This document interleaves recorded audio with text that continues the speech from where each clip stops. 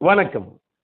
நடிகை த்ரிஷா குறித்து பார்த்திபன் ஒரு பொது மேடையில கொஞ்சம் கிண்டல் பண்ண, அந்த கிண்டலுக்கு எக்கச்சக்கமா சூடாகி த்ரிஷா ஒரு பக்கம் கோவப்பட்டு பதிவு போட்டிருக்காங்க.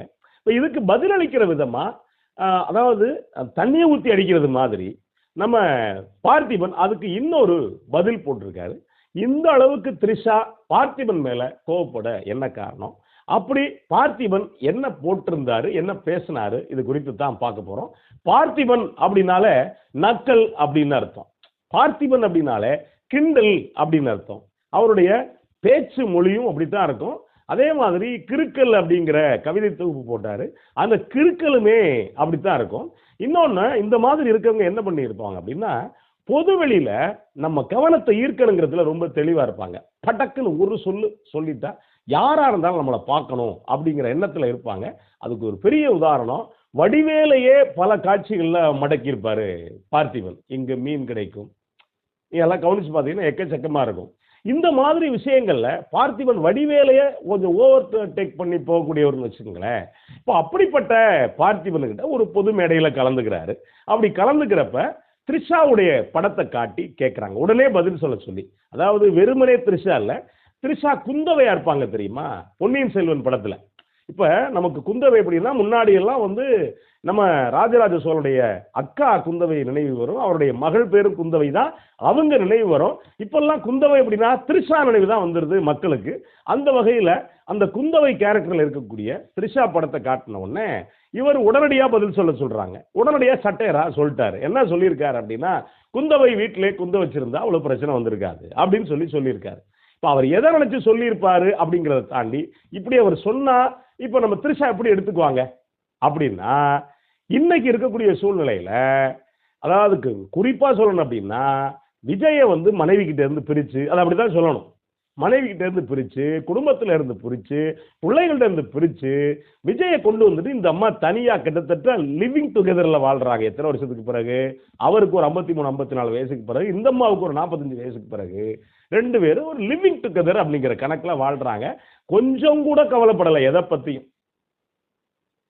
விஜயுடைய மனைவி சங்கீதா வழக்குக்கு போன பிறகும் பேரை சொல்லாம விஜயுடைய மனைவி சங்கீதா ஒரு பெண்ணோடு ஒரு நடிகையோடுன்னு அவ்வளவு நாகரிகத்தோட இருந்த பிறகும் சொன்ன பிறகு அடுத்த நாள் ரெண்டு பேரும் ஒரே கலர்ல ஒரே கார்ல இறங்குறாங்க. அப்ப இந்த சூழ்நிலை ஓடிக்கிட்டு இருக்கக்கூடிய இந்த காலகட்டத்தில் இப்ப பார்த்திபன் சொன்ன உடனே த்ரிஷாவுக்கு கோபம் மூக்கு மேல வந்துட்டு அவங்க ஒரு பதிவு போடுறாங்க. உடனே பார்த்திபன் புரிஞ்சுக்கிட்டு பார்த்திபன் என்ன போட்டிருக்காரு அப்படின்னா, இந்த கீதையில ஒண்ணு வரும் தெரியுமா, எது நடந்ததோ அது நன்றாக நடந்தது அப்படின்னு. இது அவர் கொஞ்சம் உல்டா பண்ணி, எது நடந்ததோ அது தவறாகவே நடந்தது, என்ன செய்ய வேண்டும், என்ன செய்வது, அதற்கு வருந்தித்தான் ஆக வேண்டும் அப்படின்னு போட்டிருக்காரு. பார்த்திபன் குசும்ப கவனிச்சிங்களா? இதை நம்ம எப்படி எடுத்துக்கிறது? ரெண்டு வகையில் எடுத்துக்கலாங்க. என்ன அப்படின்னா, ஒண்ணு, இந்த மேடையில் நான் பேசணும்ல, அதை நான் வேணும்லாம் பேசல, அது அந்த ஃப்ளோவில் வந்துச்சு அப்படிங்கிறத எடுத்துக்கலாம். அதுக்கு வருந்தித்தான் ஆகணும், நான் வருத்தம் தெரிவிச்சுக்கிறேன் அப்படின்னு கூட எடுத்துக்கலாம். நீங்க அவரு அந்த அளவு டீட்டெயிலா போடல, வேற எப்படி எடுத்துக்கலாம் அப்படின்னா, எது நடந்ததோ அது தவறாகவே நடந்தது அப்படின்னா, விஜய் விஷயத்துல த்ரிஷா விஷயத்துல ஒரு குடும்பத்தை பிரிக்கிற வேலையை த்ரிஷா பார்த்தது தவறாகவே நடந்தது. அப்ப விஜய்க்கு ஒண்ணும் தெரியாதா அப்படின்னு கேட்கக்கூடாது. விஜய் மனசாட்சி இல்லாத, அதே மாதிரி பிள்ளைங்க மேல பாசம் இல்லாத, மனைவியல் மேல பாசம் இல்லாத ஒரு தற்குறி தலைவன் அப்படிங்கிறதுனால விஜயையும் நம்ம அந்த இடத்துல சேர்த்துக்கலாம். அப்ப த்ரிஷா பண்ணது சரி, விஜய் பண்ணது சரி, எது நடந்ததோ அது தவறாகவே நடந்தது அப்படின்னு வச்சுக்கலாம். தவறுக்கு என்ன செய்வது? வருந்தித்தான் ஆக வேண்டும். யார் வருந்தணும்? த்ரிஷா வருந்தி ஆகணும், விஜய் வருந்தி ஆகணும். இப்படிங்கிற கணக்கில் கூட நீங்க எடுத்துக்கலாம். சரி, நீங்க வேற ஏதாவது யோசனை வச்சிருந்தீங்கன்னா கூட உங்க மூடுக்கு என்ன படுதோ அப்படி எடுத்துக்கலாம். சரி, இதுக்கு எதுக்குமா அந்த அம்மா அவ்வளவு கோவப்படணும் அப்படிங்கிற கணக்கு இருக்குல்ல. இப்ப விஜய் த்ரிஷா கொடுத்து என்ன பார்த்திபன் மட்டுமா பேசினாரு? யோசிச்சு பாருங்க. ஏற்கனவே பல ஆளுங்க அந்த ஊர்ல சொல்லிக்குவாங்க, கண்ணாங்கண்ணியா பேசிக்கிட்டாங்க அப்படின்னு.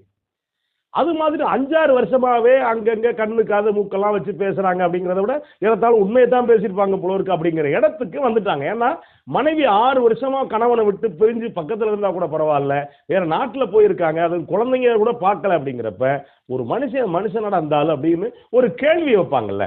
அப்படி கேள்வி வைக்கக்கூடிய, இப்படியெல்லாம் இருக்கக்கூடிய இந்த ஒரு சூழல்ல இவ்வளவு பேரு திட்டினாங்க.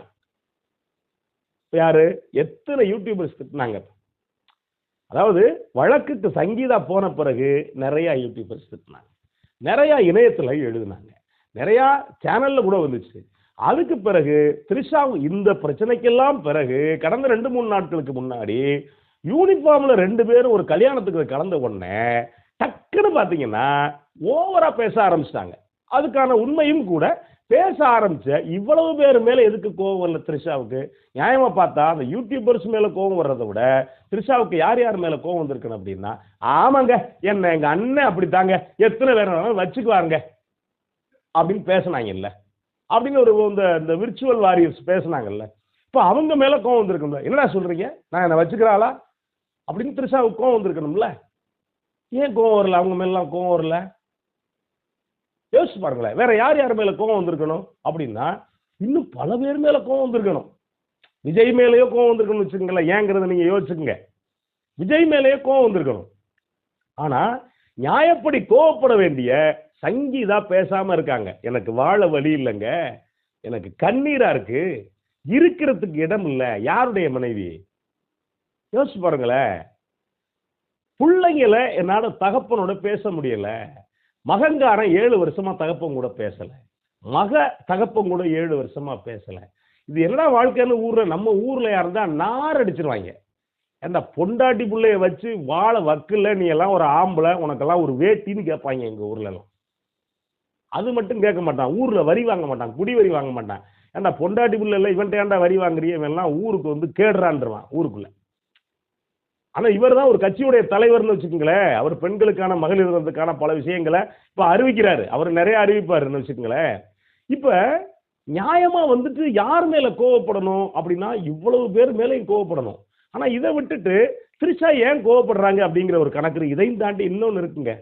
இந்த அம்மா தான் ஆரம்பத்தில் இந்த போட்டோஸ் எல்லாம் லீக் பண்ணாங்க. விஜய் 2 பேரும் ஒன்னா இருக்கிற மாதிரி தலைமை அவர் புள்ள குட்டி கூட கொஞ்சம் இருக்க மாட்டாப்லாங்க. அப்படி ஒரு போட்டோவை நம்ம பார்க்கல. நியாயமா பார்த்தா ஜேசன் சஞ்சயை கூப்பிட்டு அப்படி தூக்கி கொஞ்சின ஒரு போட்டோவை பார்க்கல. மகளை தூக்கி கொஞ்சின ஒரு போட்டோவை பார்க்கல. த்ரிஷா விட்டு நாய்க்குட்டியை தூக்கி கொஞ்சினார் பார்த்தீங்களா நீங்க? இன்னும் பல போட்டோக்களை ஏன் வெளியிட்டாங்க அப்படின்னா, நாங்க 2 பேரும் ஒண்ணுதாப்பா, சங்கீதாவும் விஜய் பிரிஞ்சதுக்கு நான் தான் காரணம் அப்படின்னு சொல்லிட்டு த்ரிஷா வந்து அப்படி கொஞ்சம் கொஞ்சமா தனக்கும் விஜய்க்கான உறவு அப்படிங்கிறது உண்மையானது உண்மையானது அப்படின்னு சொல்லிட்டு கொஞ்சம் கொஞ்சமா பகிர்ந்தாங்க. பகிர்ந்ததோட விளைவு தான் இன்னும் கூடுதலா சங்கீதா வழக்குக்கு போனது. இப்ப இப்படி இருக்கையில இவங்களே எல்லாத்தையும் பண்ணிட்டு எதுக்கு பார்த்திபன் மேல கோவப்படணும்?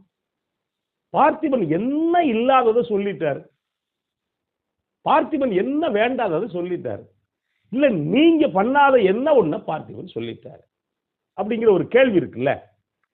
ஏன் பண்ணிருக்காங்க அப்படின்னா, த்ரிஷாவுக்கு பட வாய்ப்புகள் இல்லை.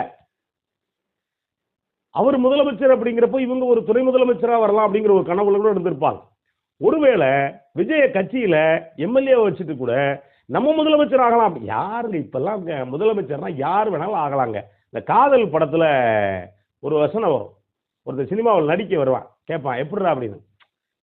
ஒரு படத்துல ஹீரோவை நடிக்கிறேன், அதுக்கு என்ன பண்ண போற, சிஎம் அப்படியும் ஸ்ட்ரைட்டா பிஎம் அப்படிம்பா. அது மாதிரி இப்ப நிறைய பேர் கனவு. அதுவும் நடிகைங்கிறப்ப கேட்க வேண்டியது இல்லையா, விஜய் கூட நடிச்சவங்களுக்கு கேட்க வேண்டியது இல்லையா. அப்ப இவங்களுக்கு என்ன அப்படின்னா, நான் முதலமைச்சர் ஆகணும் அப்படிங்கிறதுக்கு தூபம் போட்டுக்கிட்டு இருக்கலாம். இன்னொன்னு, சினிமாவில் வாய்ப்பு இல்லை. கண்ட மாதிரி யூடியூபர்ஸ் பேரை எல்லாம் பேசினா இந்த அளவுக்கு இன்னைக்கு வைரல் ஆகுமா? ஆகாது. என்ன செய்யறது? பிரபலமான ஆளு யாரு, ராதாகிருஷ்ணன் பார்த்திபன், அவர் மேல ஒரு அவரும் திரும்ப பேசட்டும், இப்போ நம்மளை பத்தி பேசட்டும் அப்படிங்கிற இடத்துல அந்த மனநிலை இருக்கு பாருங்க.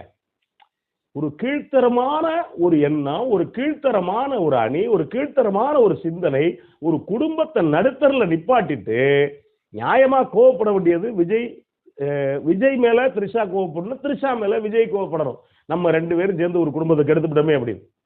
ஆனா இத சொன்ன பார்த்திபன் மேல ஏன் கோவப்படுறாங்க அப்படின்னா, அது கோபம் இல்ல, இன்னும் த்ரிஷாவுக்கு விளம்பரம் தேவைப்படுது.